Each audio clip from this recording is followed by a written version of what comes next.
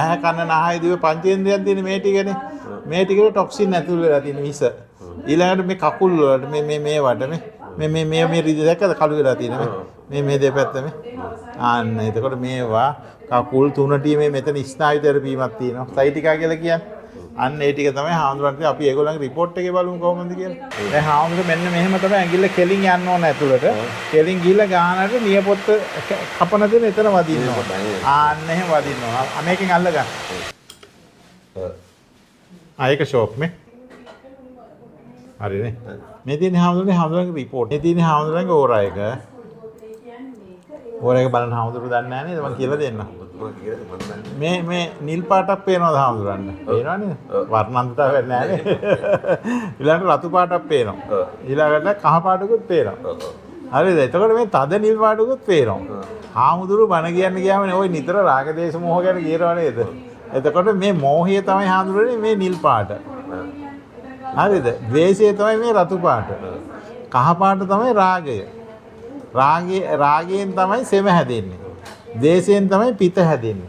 මේ තද නිල් පාට තියෙනවා නේද? ඒක ඇවිල්ලා අර අපේ රාග දේශ මොහ ක්‍රියාත්මක වෙනකොට අපේ ඇඟ ඇතුළේ හැදෙන විස. කන කැමෙන් එන විසක් තියෙනවා. ඒක තමයි මේ තද පාට. ඒක ඇතුළට එන්න හොඳ නැහැ. සාමාන්‍ය අපි දැන් මෝහය කියලා දැන් ওই බණ කියනකොට කියන්නේ මෝඩකම මුලාව කියලානේ කියන්නේ. නමුත් මහ පොළවේ යථාර්ථය තමයි මෝහය කියන්නේ අපි සොයා බැලීමේ පද්ධතිය, ආරක්ෂක පද්ධතිය. ඒ කියන්නේ අපිව දැන් හාමුදුරු මෙතෙන්ට ආවත් පොඩ්ඩක් හොයලා බලනවානේ. අඩියෙන් අඩිය සොයා බැලීම තමයි මෝහය කියන්නේ. දැන් ගැඹුරු දහමට ගියා මුලාව තමයි. ඉතින් ඔක්කොම කරන්නේ මුලාවටනේ. සාමාන්‍ය සොයා බැලීම තුළින් අපිට හානියක් වෙනවා නම් මේක තමයි ද්වේෂය. අපි ගැටෙනවා. දැන් අපිට කවුරු හරි පාටයක් දැම්මොත් ගැටෙනවානේ. දැන් ආමුදුරන් එහෙම කරන්නේ නැතුවට දැන් සාමාන්‍ය ප්‍රත්‍යක්ෂ මිනිස්සු ගැටෙනවානේ හැම එකකට. දැන් පාරේ ගියත් ගැටෙනවානේ. ඊළඟට Tamanට හානියක් වෙනවා නම් ඒකට ගැටෙනවා. වනේ සත්තු පවා ඒක දැන් සොයා බැලීමේ පද්ධතිය තියෙන තමන්ගේ ආරක්ෂාවට.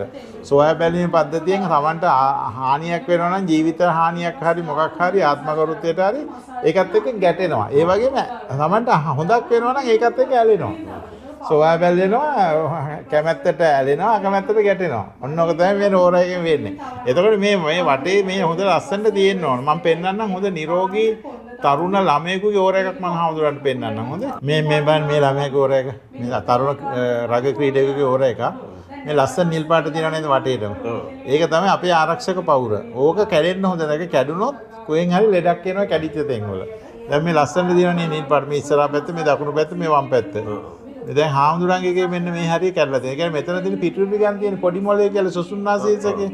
එතනින් තමයි හාමුදුරන්ගේ ඒලාට මේ ටික ඇහැ කන නාහය දිව පංචේන්ද්‍රයන් තියෙන මේ ටිකනේ. මේ ටිකේ ටොක්සින් ඇතුල් වෙලා තියෙන විස. ඊළඟට මේ කකුල් වලට මේ වට මේ රිදි දැක්කද කළු වෙලා තියෙන මේ දෙපැත්ත මේ. ආන්න එතකොට මේවා කකුල් තුනට මේ මෙතන ස්නායු තෙරපීමක් තියෙනවා. සයිටිකා කියලා කියන්නේ. අන්න ඒ ටික තමයි හාමුදුරන්ට අපි ඒගොල්ලන්ගේ රිපෝට් එකේ බලමු කොහොමද කියලා. හෝමෝන ක්‍රියාකාරීත්වය හෝමෝනල් ඇක්ටිවිටි එක 79යි. ඊළඟට මානසික ශක්තිය 79යි. 70 ඉඳන් 80 වෙනකම් මනුස්ස ලෝකෙනේ 80 ඉඳන් 90 වෙනකම් දිව්‍ය ලෝකේ 79ට තියෙනවා. ආහාර දිරවීමේ ශක්තිය 80%යි. ශරීර ශක්තිය 76යි. බාහිර පරිසර වෘතු දීමේ ශක්තිය 86යි. ගැඹුරු නින්දෙන් එන ශක්තියක් තියෙන එක 90යි. නින්දට යනකොට යන්නේ. මූලාධාර චක්‍රයේ තියෙන 5.2 3ට ඊට පාදාන්තයේ දැක්ක එතන තියෙන ප්‍රශ්නයක් හාමුදුරන්ට. උදරයේ පහළ කොටස ස්වාදිෂ්ඨාන චක්‍රේ 5යි. උදරයේ ඉහළ කොටස මණිපූර් චක්‍රේ 5.2යි. අනාහත චක්‍රේ 4.9යි. අනාහත චක්‍රේ 4.9යි. හදවත පෙනහල්ල එතනත් පොඩි ප්‍රශ්නයක් තියෙනවා. උගුර ස්වරනාල ශ්වසනාල විසුද්ධ චක්‍රේ 5.2යි. අජ්න තර්ඩ් අයි එක 4.1. ඊළඟට සහස්‍ර චක්‍රේ 5.1යි. මොලේ ස්ට්‍රෙස් නෝමල් ඒවා හොඳයි. මේ තියෙන 1 ඉඳන් 32 වෙනකන් හාමුදුරන්ගේ අවයව ටික තියෙන. එක හෘද වාහිනී පද්ධතිය මේ හොඳයිනේ. දැන් ඔය ස්ට්‍රෙන්ත් දැම්මකට දැන් හොඳයි වරදක් නැහැ. හදවත හොඳයි දැන්. හදවතේ වරදක් නැහැ. තුන මහාන්තේ 4 හැබැයි හාමුදුරන්ට සීනි හදාගන්න ඉඩ තියෙනවා. දැන්ටත් කොහොමද සීනි? දැන් නෝමල්ද? නෝමල් වෙහින්ද පොඩ්ඩක් ඔය සුදු බත් වැඩි කන්න එපා. සීනි ಜಾති වැඩි කන්න එපා. හොඳයි.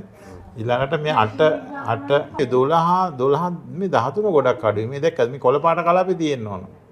කොළ පාට කලාපෙට අඩු වෙලා තියෙන 13 මේ 13 කොක්සිස් දැක්කද? කොක්සිස් කියන්නේ කොන්දේ මෙන්න මෙතන තියෙන වලි ගැටේ කියලා අපි කියන්නේ. අන්න එතනින් තමයි ස්නායු තෙරපීම එන්නේ පල්ලෙහාට.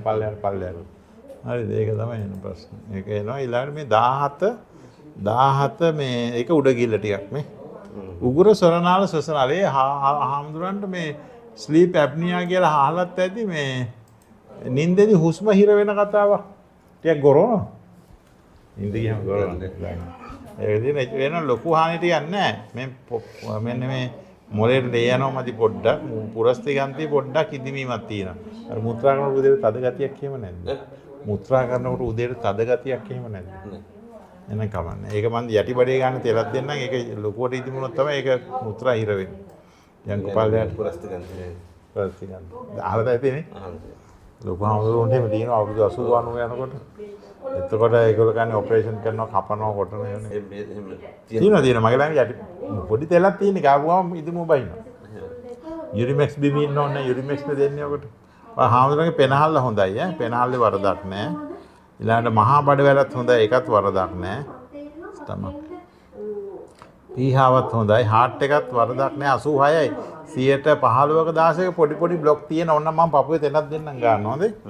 පොයෙන් 86යි මේ අනිත් ඒවා අනු ගන්න තියෙනවනේ. හරි.